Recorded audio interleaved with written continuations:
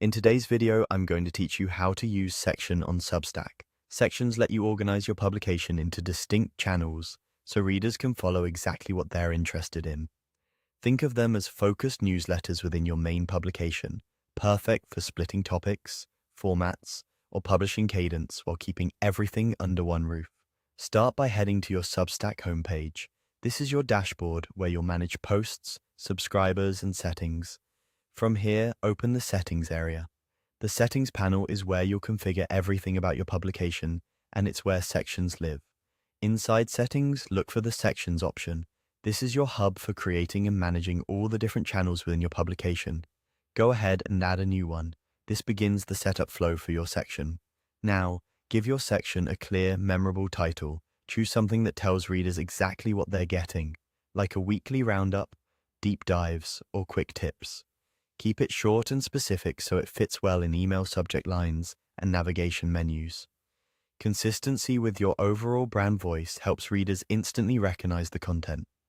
Next, write a brief description. This is the elevator pitch for the section. In 1 or 2 sentences, explain what you'll cover, who it's for, and how often you'll publish.